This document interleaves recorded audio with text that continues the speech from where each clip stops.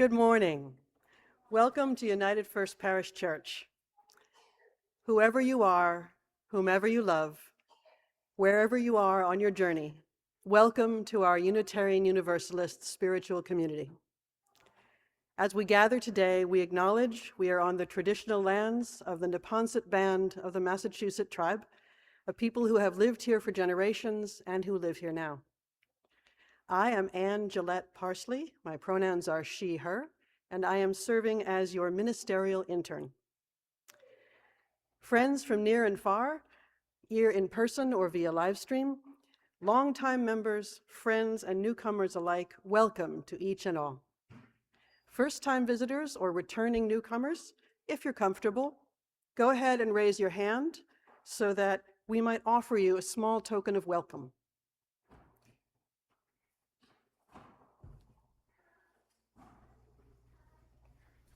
We are glad you're here, and we hope you'll join us after the service in the parish hall for our social hour. Our worship team this morning includes greeters and ushers, Paul Valencius, Marilyn Valencius, and Bill Westland. Our live stream team, Noel Pilatus and Carl DeBishop. Our organist and pianist, Joe Stoddard. And our flowers today have been donated by Sharon Gamache in loving memory of her nephew, Zach Gamache. We strive to be a welcoming community to people of all ages and abilities. So in the back of the sanctuary, near our ushers, you will find large print hymnals, hearing assistance headsets which connect to our sound system, which can also be helpful for people sensitive to distracting background noise. Children's books, busy bags, and drawing materials that families are welcome to bring to their seats. We have handicapped accessible bathrooms on the lower level with elevator access. Please see a greeter if you need to use the restroom during the service. Now, as we prepare ourselves for worship, let us take a deep breath together, feeling the spirit of life and love that moves within, between, and beyond us all.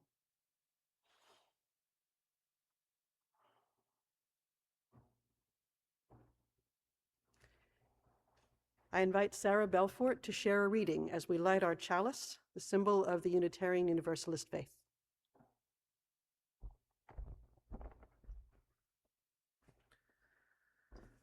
I would like to share with you an excerpt from Howard Zinn's book, A Power Governments Cannot Suppress. There is a tendency to think that what we see in the present moment will continue. We forget how often we have been astonished by extraordinary changes in people's thoughts, by unexpected eruptions of rebellion against tyrannies, by the quick collapse of systems of power that seemed invincible. To be hopeful in bad times is not being foolishly romantic. It is based on the fact that human history is a history not only of competition and cruelty, but also of compassion, sacrifice, courage, and kindness. If we remember those times and places where people have behaved magnificently, it energizes us to act.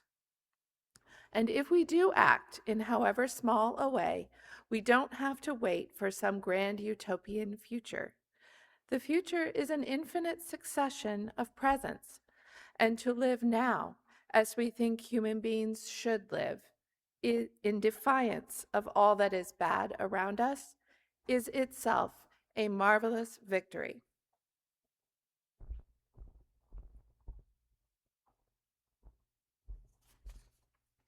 Thank you, Sarah. And now please rise in body or spirit and join in reading our congregation's covenant. The words are found in your order of service or in the chat on Zoom. As a free fellowship of this historic church, we unite to lift our hearts and open our minds to a larger reality, to accept, support, and encourage one another, to seek the wisdom in all religions, to cherish and sustain the web of life, and to strive for justice, compassion, and peace. And now let us greet one another in this spirit of fellowship and peace.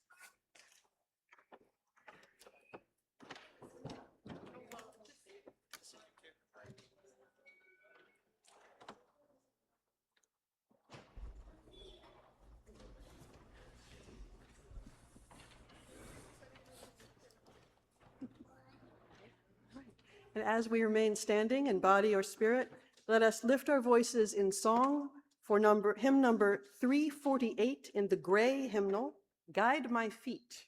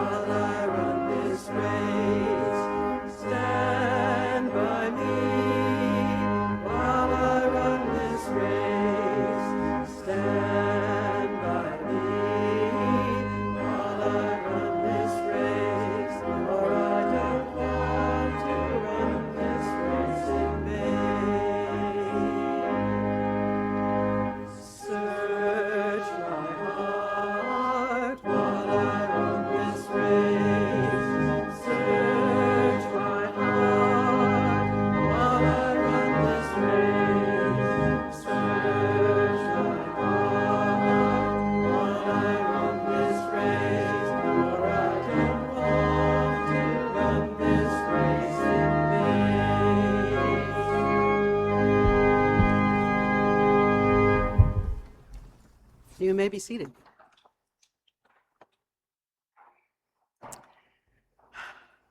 If our children and families would like to come forward, it is time for our message for all ages.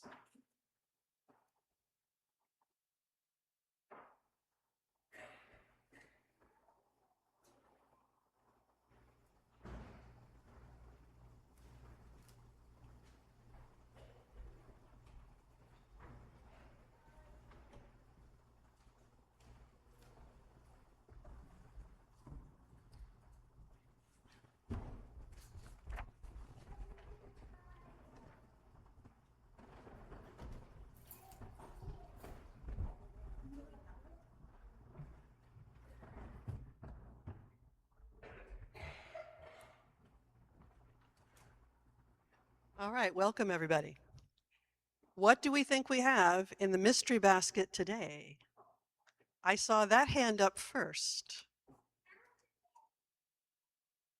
You can all try it on. It's a hat. Would you hold it up or put it on and stand up so we can see what kind of hat? All right, and we must thank you, Zarin. Notice the tassel. It isn't usually meant to go over the eyes, but it can. I made this hat in February. Can any of the adults in the group tell us what kind of hat this is that has a bright red color and a tassel on the pointy top? It is a protest hat. Can anyone name what kind of protest hat it is? Very good.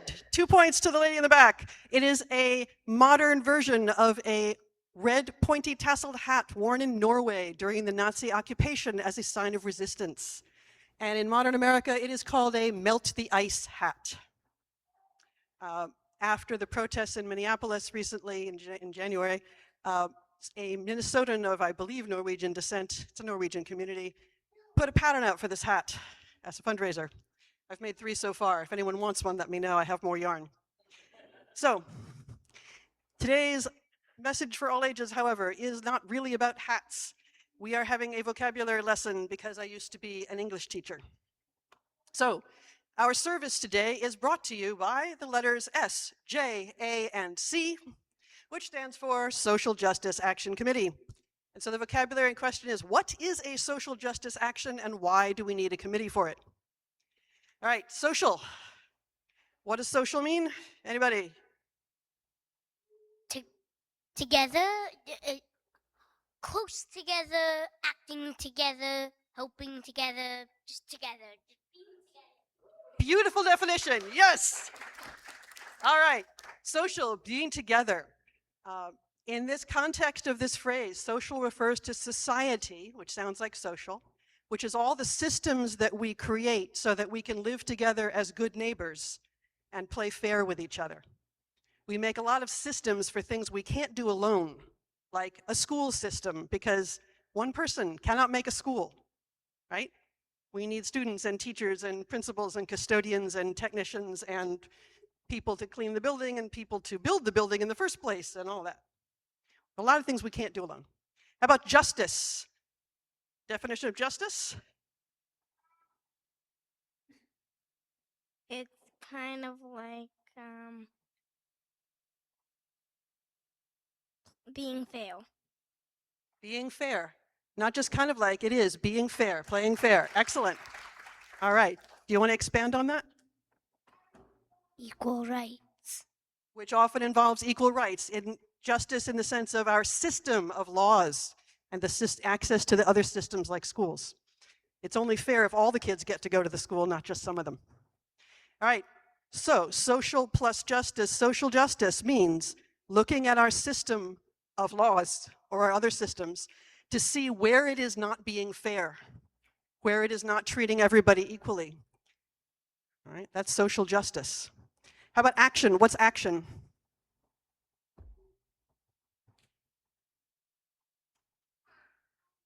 Verb. Close, no cigar. It's act is the verb, action is the noun. Sorry, I'm an English teacher, but yes, it's doing something. Verbs are doing something, right? So an action is something you do that has an effect. So social justice action is doing something about a situation where our laws or systems are not fair to everybody. What's a committee? Kids may not know committees. A group of people. A group of people, specifically a small group of people in a larger group, which is responsible for doing one specific thing. So our Social Justice Action Committee is a small group of people inside our congregation responsible for planning our actions that we take when we see the systems of our society are not fair to everyone. Okay with that definition? Sounds good? All right. And why do we wear red hats? I said it wasn't about the hat, but you know, I'm proud of the hat. Hats, like signs, are things we bring to our outdoor activities where we say, that's not fair, we know it, and we want change. And that's what our Social Justice Action Committee tends to do. They plan for us so that we can have no King's rallies out in the front, so that we can attend other things, so that we can write letters to our legislatures, so that we can provide food for people who need it and aren't getting it, and all sorts of other interesting things. I suggest that you ask your grown-ups in your family to tell you what kind of social justice action they like to do, because I bet they all have an answer. All right, I must ask for my hat back. I'm so sorry, it's not a gift. But if you want one that actually fits you, I'll make one for you, okay? Anybody want a hat? I'll make it. So, it's time for you all to go downstairs now to your spirit circle with John today. And while the children are on their way out, we will sing our recessional and sing them out.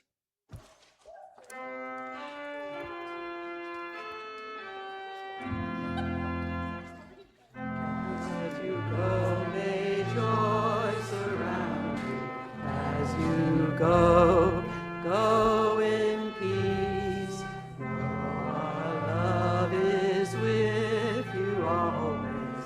As you go, as you go.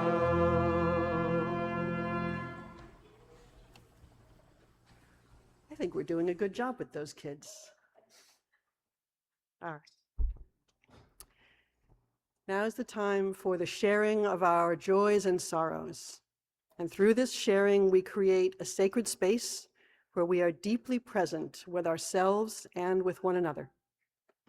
This is a time to briefly share the life milestones that lift your spirits in joy or hope, or the pains and losses that fill you with heartache. If you have a joy or sorrow to share, please come forward, share your name, and speak from this microphone. Alternatively, you can raise your hand and our usher will bring you the microphone. Folks joining us over Zoom can write their joys and sorrows in the chat, and they will be read aloud for you in the sanctuary. As we begin our share, may the light of these candles and the compassion of this community remind us that wherever we are on our journey, we are each worthy of love, and we are each able to love.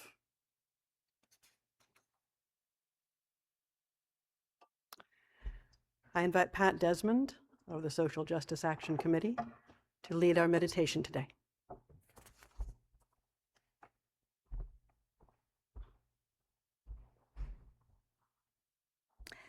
Let us return to that deep breath of life and love that is always there to ground and guide us. Let us take a deep breath together, relaxing. Let us take a deep breath together as we share a moment of silence.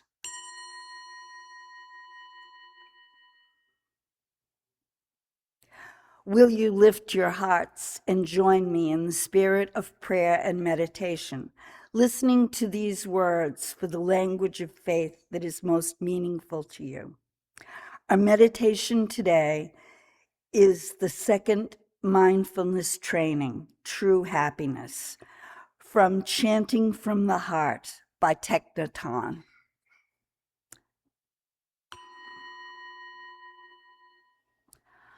Aware of the suffering caused by exploitation, social injustice, stealing, and oppression, I am committed to practicing generosity in my thinking, speaking, and acting.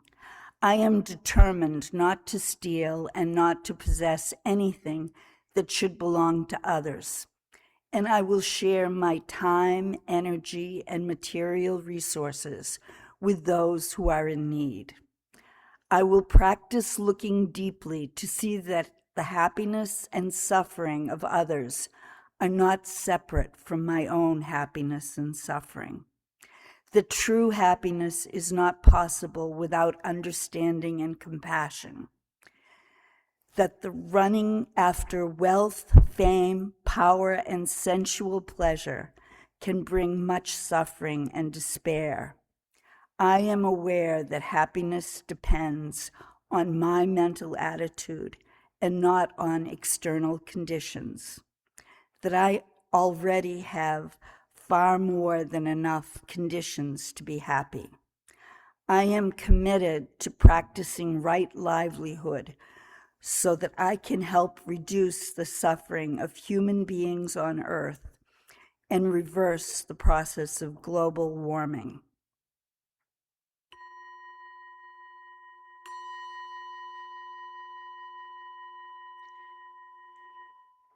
Amen, and blessed be.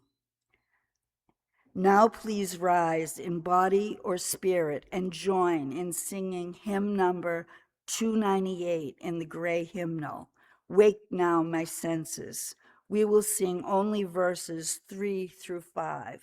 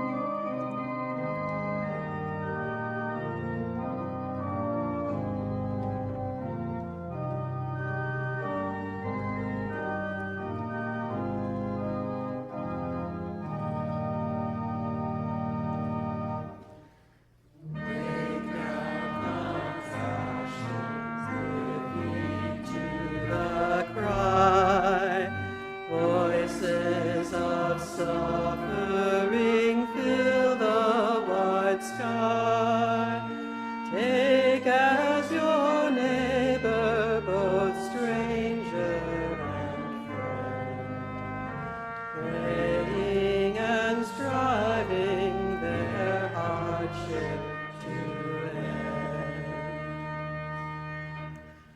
Wake now, conscience, with justice thy guide. Join with all people whose rights are denied. Take not for granted a privileged place. God's love embraces the whole human race. Make now my vision of ministry clear. Brighten my pathway with radiance here. Mingle my calling with all who will share. Work toward a planet transformed by our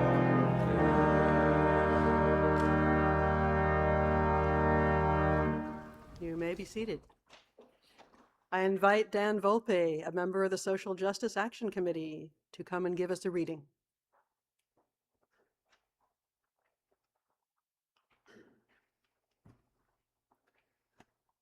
Good morning.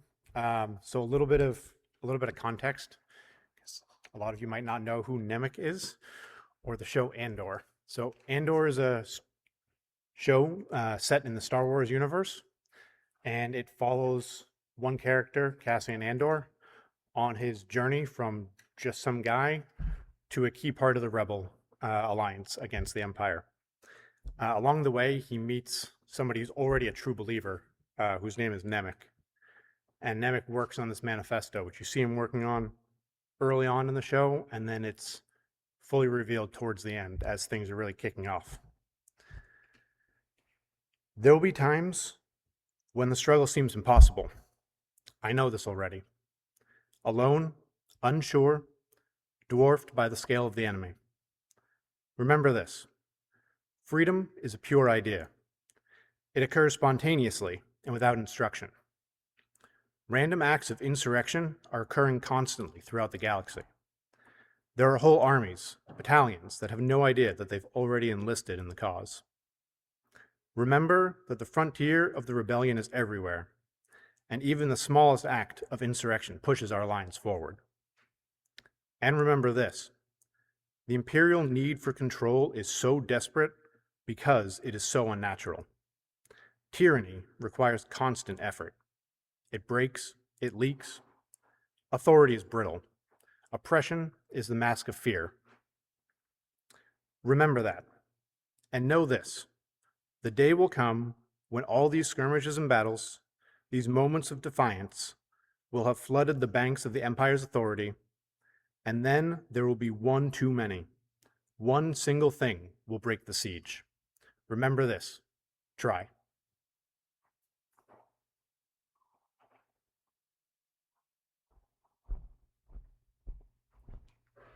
Thank you, Dan. And now I would like to introduce Beverly Garcia, a member of the Social Justice Committee, who will give us a reflection.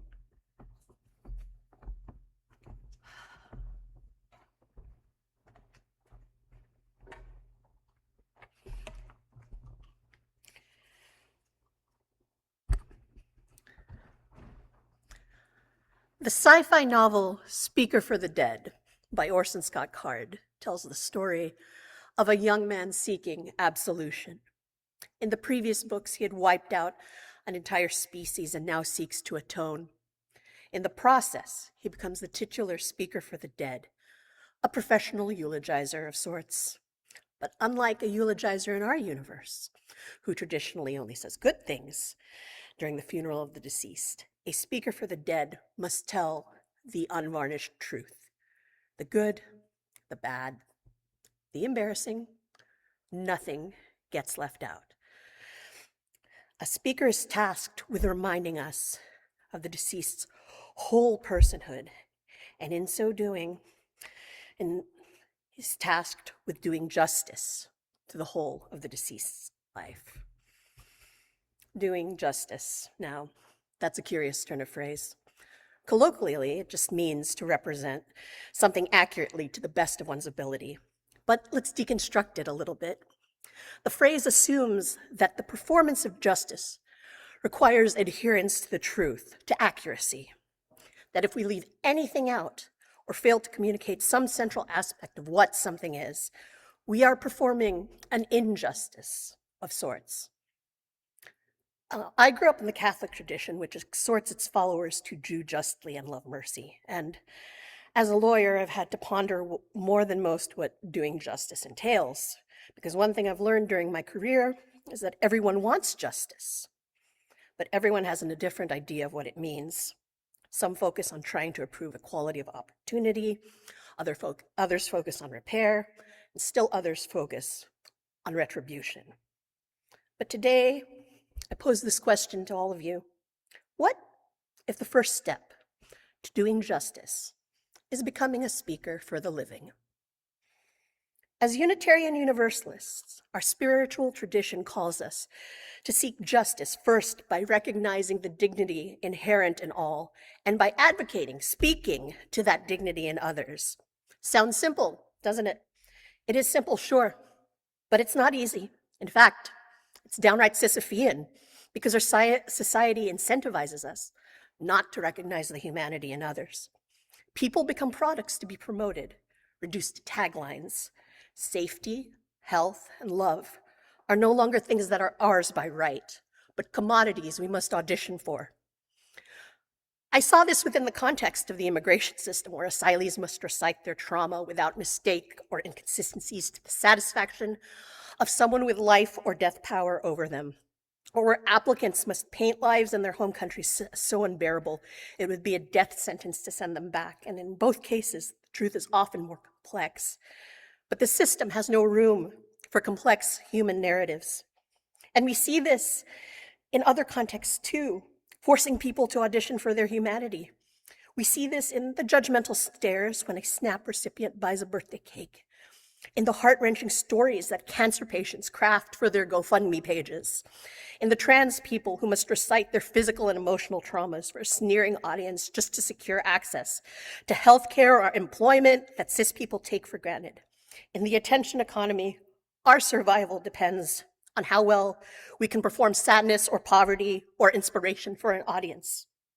Speaking for the living means rejecting that paradigm and making room for the truth. It means acknowledging that we are, all of us, a messy and glorious accumulation of memories and weaknesses, of loves and vendettas, of beauty and pain. It also means acknowledging that no one's worth is measured by the worst mistake they have ever made, and that none of us is irredeemable or disposable.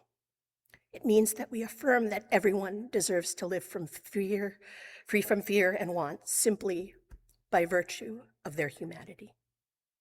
Do justice, speak for the living.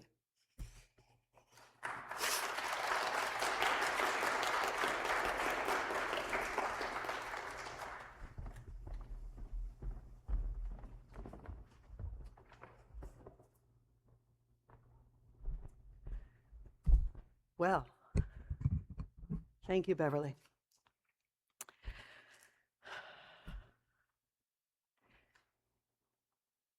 All right, hard act to follow.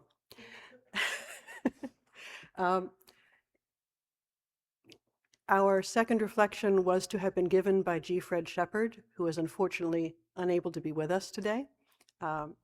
So we are moving on. And we have some music. Let's see. We have a hymn, and his page is up on the top because I am so confused by Beverly's eloquence that I'm going whatever. All right. Please rise in body or spirit to sing hymn number 169 in the Gray Hymnal, We Shall Overcome.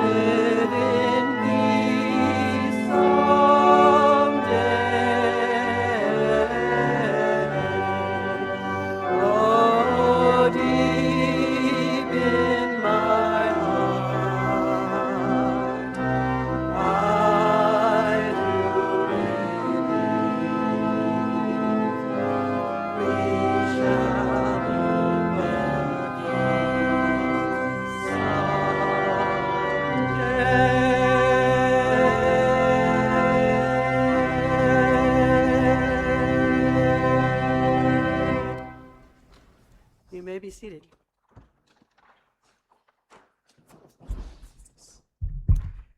I invite Elin Nelson, a member of the Social Justice Action Committee, to speak to us about our offering.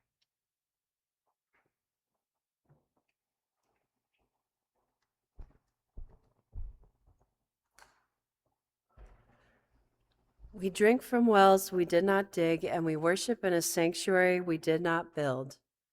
As a voluntary association, our church is sustained through the gifts of members and friends of our congregation, past and present. I contribute to UFPC because UFPC makes social justice actions possible, like UU Advocacy Day.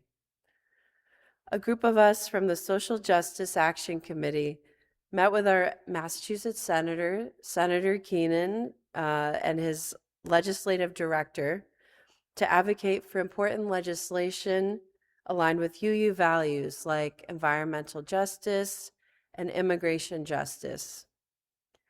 We'll have a related immigration justice action that you can take part in during social hour, so listen for our announcement. I truly feel grateful to be part of a spiritual community that lives our values open-heartedly out in the world. You can give online by going to ufpc.org and clicking on the donate button or placing a contribution in the offering plate. If this is your first time worshiping with us, please let the offering plate pass you by. Your presence here is your gift to us, and we hope you will join us following the service for social hour. May the ushers come forward for the morning offering to support the good works of United First Parish Church. May it be joyfully given, and know that it will be gratefully received.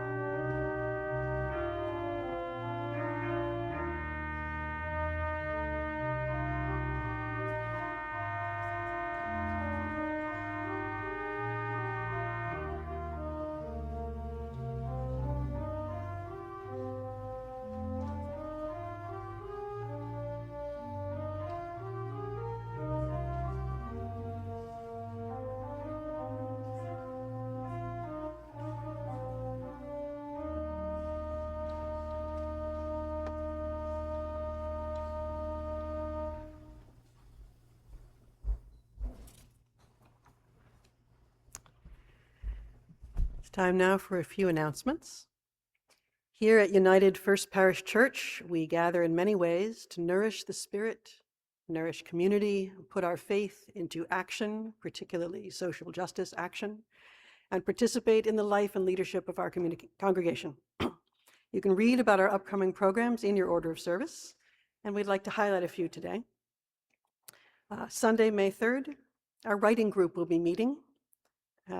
This is a non-critiqued, open-minded group. They meet in the parlor behind the parish hall at 12 p.m. after service for about 45 minutes to write spontaneously on a topic of the moment. There is no critique, there is no judgment. All are welcome.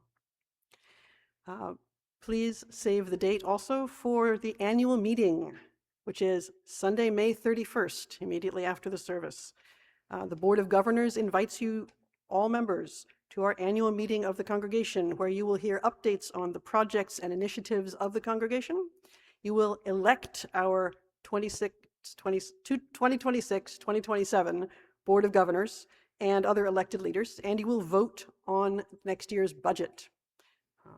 Please plan to stay for the annual meeting. There will be cookies. Carl de Bishop will now give us a more detailed announcement on one very important event. Hi, my name is Carl, and I am the co-chair of the Stewardship Committee this year. And next Saturday is going to be the last fundraising activity for the year, which will be our annual chili cook-off. I did want to get up earlier and joys and sorrows, just share my joy at how wonderful our vegan potluck last night was. So we're just going to do it all over again, except try and do it even better if that's possible. We will have chili cook-off. We will have items for auction, including a Nintendo Switch and a essentially brand new piano keyboard, digital electronic keyboard thing for you music folks, and a bunch of other things. There will be entertainment. There will be friends. There will be family. You should all come.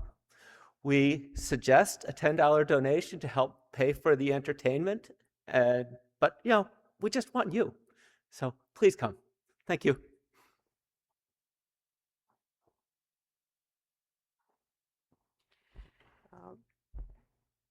Not all items in the auction will be physical, by the way. I am offering as an auction item a sermon of your choice on any topic that you care to give me. I accept any challenge. However, the sermon will not happen until the next church year. All right, we have to, and I can't promise it will be on your birthday, but I can try. Yes, if you have anything else you would like to donate, whether goods or services, please talk to Carl and let him know. So be creative. Do come. Now, please rise as you're willing and able and place your hand over your heart for our benediction. The words of our benediction today are by Rebecca Savage. We have come to the end of our service, but not our calling in the world.